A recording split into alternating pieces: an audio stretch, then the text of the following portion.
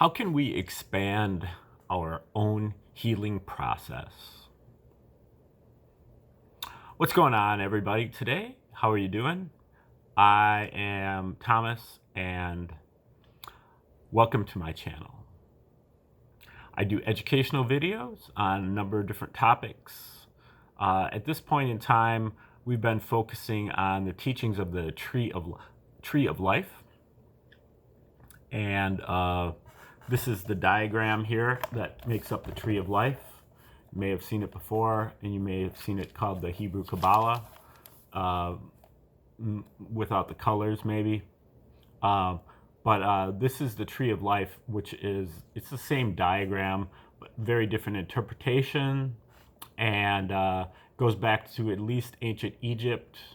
The interpretation that I get comes from a set of books called Meduniter, written by Ra Anefera Men for the Oser Society, and I've kind of tried to take a lot of his work and couch it in kind of more less sectarian terms, more broadly applicable. You know, he's working with a small group of very dedicated people, and I'm trying to kind of expand the usefulness of the tree out to a larger group of people who may not be, you know, totally into kind of all the religious overtones or sectarian overtones. Okay, now as you can see, the tree has got 10 different circles or spheres that are numbered 10, 9, 8, 7, 6, 5, 4, 3, 2, 1. There is a thing here called the abyss, which is an implied sphere, a dotted circle. And then there is a 0 above the tree for a total of 12 different categories. You can think of the Tree of Life as kind of a map of our consciousness, and that those 12 different categories are really like our 12 faculties of consciousness, or 12 abilities or potentialities of consciousness. And to figure out which one is which, we start with 10. 10 is like our wild animal consciousness, our survival, our instinct, our fight or flight response, the kind of unconscious ability we have to keep our bodies alive, you know, to keep our heart beating, our food digesting, healing processes of the body. This is really like our lower aspect of our life force. Then the ninth sphere is our domestic consciousness, what we get when we're growing up in the home, the first few years of our life. You know, we are soaking everything up like a sponge, what's called mediumistic trance. We're in a trance, you know, focused on other people and what they do. We watch our caregivers. We watch what they do, and we imitate what they do. We practice that imitation until we have it memorized, till we learn it the right way. And so that's kind of how the ninth sphere operates. It's totally blind. It doesn't discern whether something's right or wrong or anything, but it very accurately copies what other people are doing in your environment within the home. This is the domestic consciousness. The eighth sphere, where the ninth sphere is domestic, the eighth sphere is out in public. This is the public consensus worldview, the way that, you know, they tell you that that's the way things are. That's just the way that it is. It's you know, it's the expert opinion, and it's the conventional wisdom, and it's all the establishment, the institutions, the, you know, halls of power that kind of tell us what we're supposed to believe in and how we're supposed to do things. Unfortunately, the eighth sphere is a trickster, meaning that it's not always telling you the truth. A lot of times it's based on deception. In particular, it's based on convenience. You know, the A-sphere, the powers that be, they tell you what they want you to believe because it works for them, not because it's true, but because it's convenient for them. So you have to always, you know, take the A-sphere with a grain of salt, but also the A-sphere is where all the resources are located. So you also have to give lip service to the A-sphere just in order to, you know, feed yourself and you know, clothe yourself. So the A-sphere is kind of a negotiation, but in general, it's our belief systems and our logical faculties. Getting into the A-sphere requires kind of reversing those logical faculties, turning into rationalization, where we, even though we know something to be true, we have to kind of convince ourselves that it's not true in order to adapt to what the mandates of the A-sphere.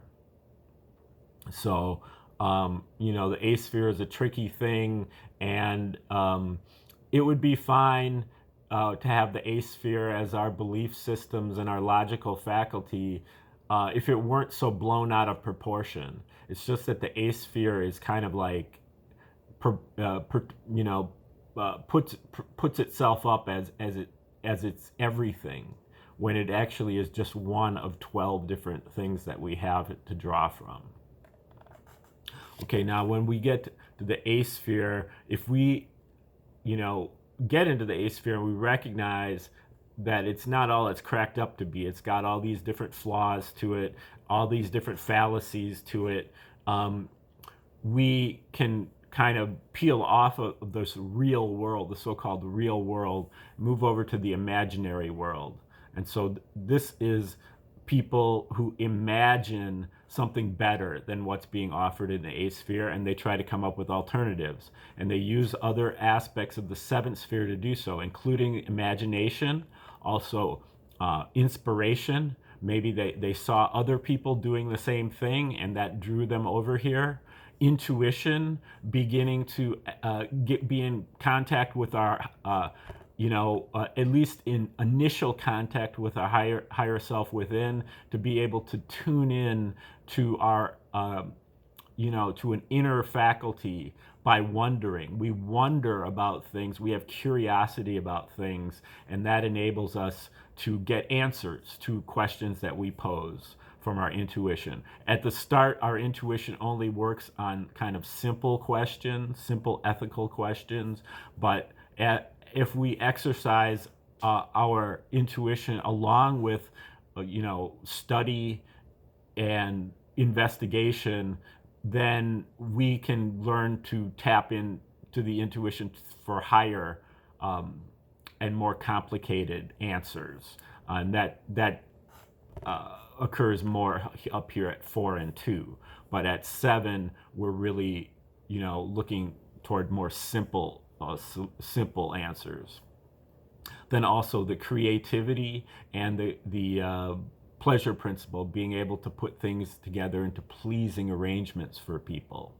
So this allows us to propose alternatives to the A-sphere in terms of, you know, creative output, creative different media, maybe a poem or a song or a game or a painting that provides alternatives to the A-sphere, or else maybe an invention or some intellectual property.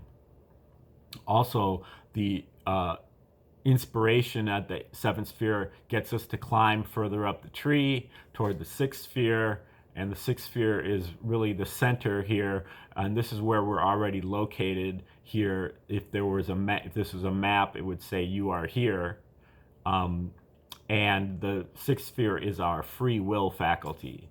So this is really kind of our essence, and this is, or at least our lower aspect of our essence. And it is our ability to pay attention and our ability to make decisions.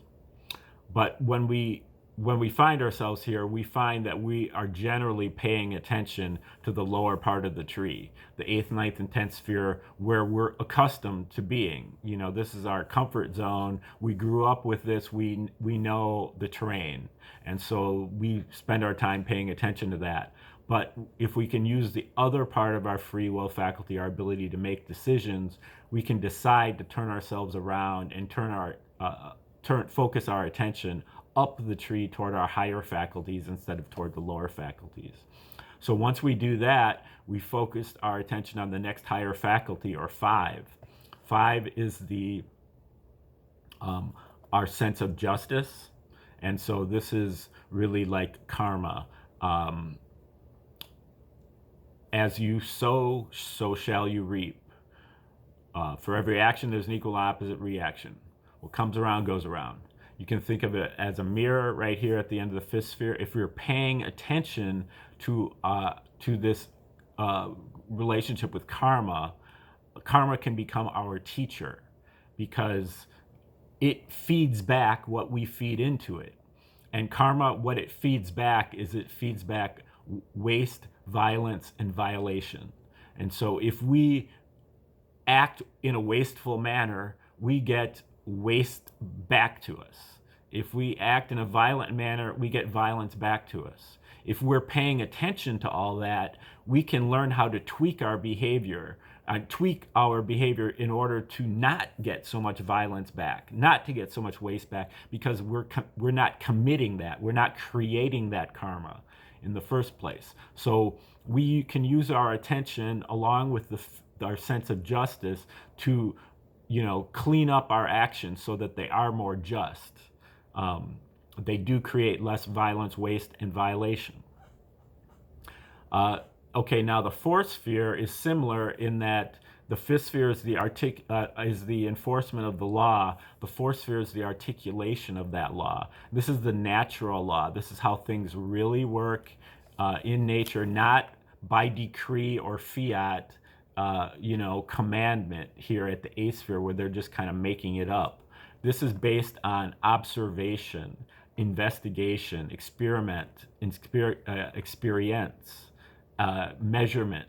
We have, over the years, our society, our culture, and other cultures have come up with cosmologies, holy books, theories of everything that attempt to describe how the world works in all of its aspects.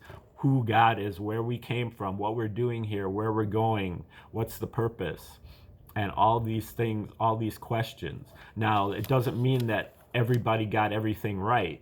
It just means that it's based on something far more solid than, somebody's whim. It's based on observation and all these other, scientific processes. And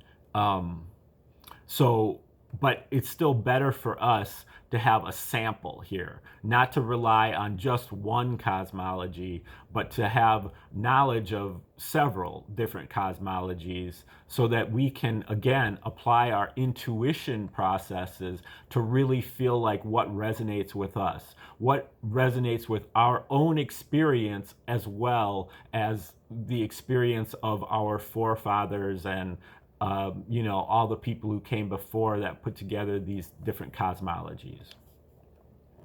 Okay, now the abyss here is about our psychic powers. This is having to do with our magnetism. Magnetic charge is an omen or a synchronicity or a coincidence, a recurring theme or number, a recurring name. All these different things should be triggering in your mind that, wow, that's very strange, or wow, that's weird, that's interesting. All those different kind of reactions should bring up something in your mind that, oh, this is something that I need to pay attention to.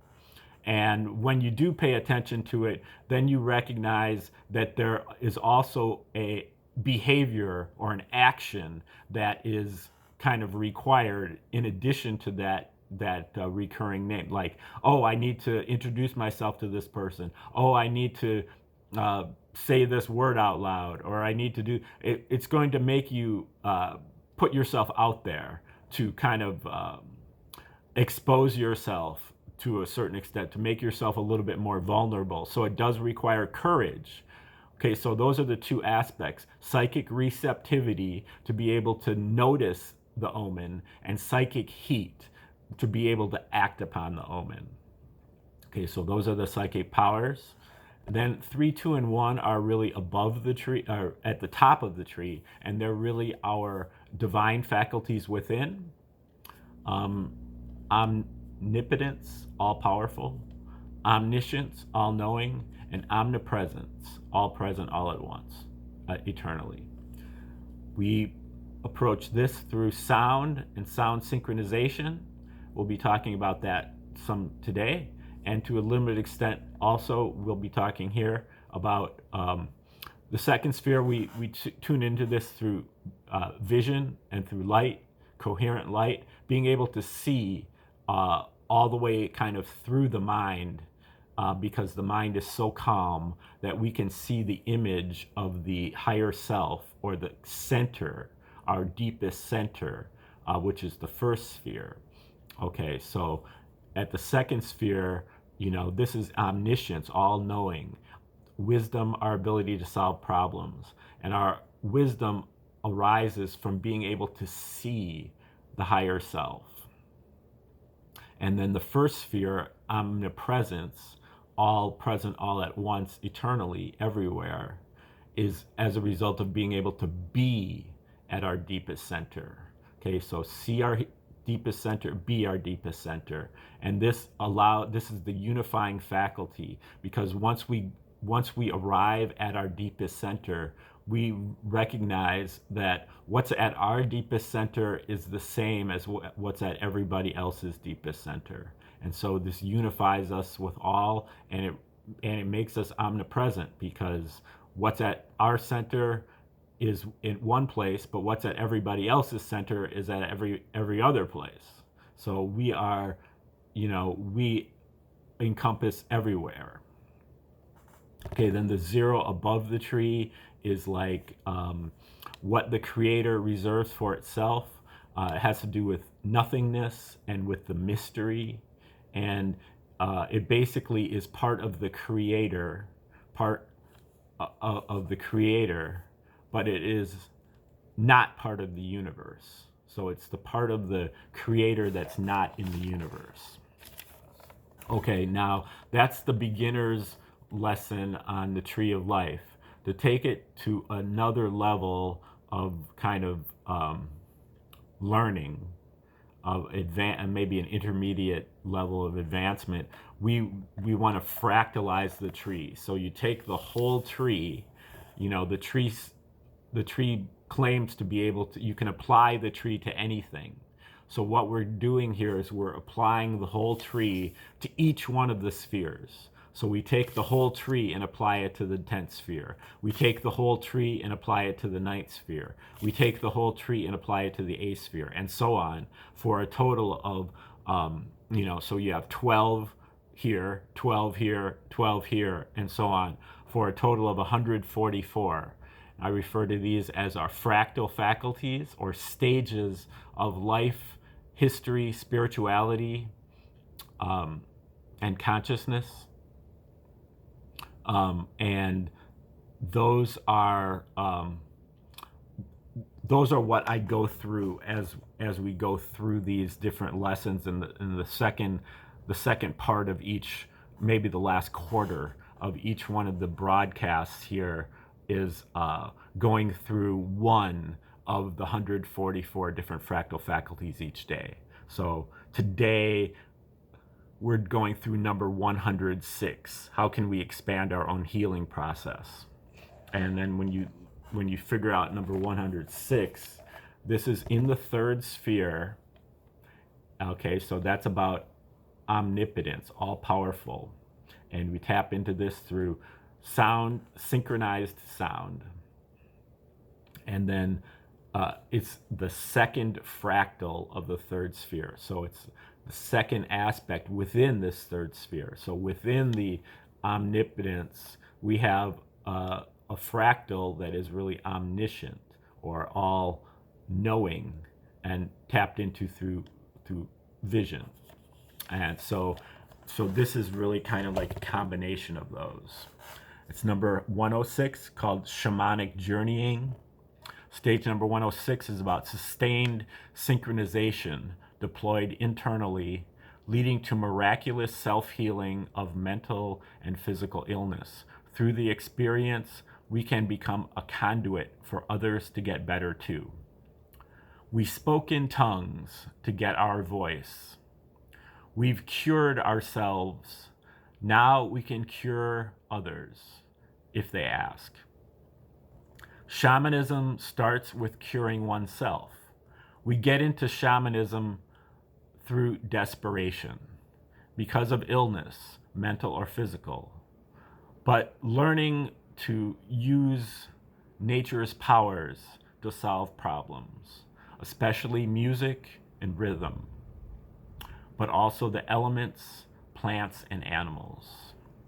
The sustained synchronization of the experience makes us a living channel, potentially to heal others too. Once we are cured, the Supreme Being will use our body, mind, and spirit to convey instructions to others, an avatar. The Creator shows us how to do it. The Creator guides us. The Creator walks us through it. We become a master musician for all occasions. While in the healing zone, entrained and in sync, we will appear to do things perfectly. The Creator is working through us while we seek no glory. And we can learn to apply this to the benefit of others, toward unifying the divine and the person through sound. All right, that is the second fractal of the third sphere, number 106, Shamanic Journeying. And that has a lot to do with healing music, which is the topic that I wrote my PhD thesis on. A lot of jazz musicians in the United States have employed these practices, and so we will eventually get into this in a little bit more detail. But for now, that's number 106, Shamanic Journeying, and I appreciate you sticking around with me to the end of the video. And stay tuned for another similar video tomorrow, but it will be on a different one of the 144 fractal faculties. Also, if you'd like me to send you a free copy of the list of the 144 fractal faculties, just click the link in the description. Click the like button. If you're so inclined, you can share the video with others and subscribe to the channel. And have a great day. Tune in tomorrow for the next one. Thanks.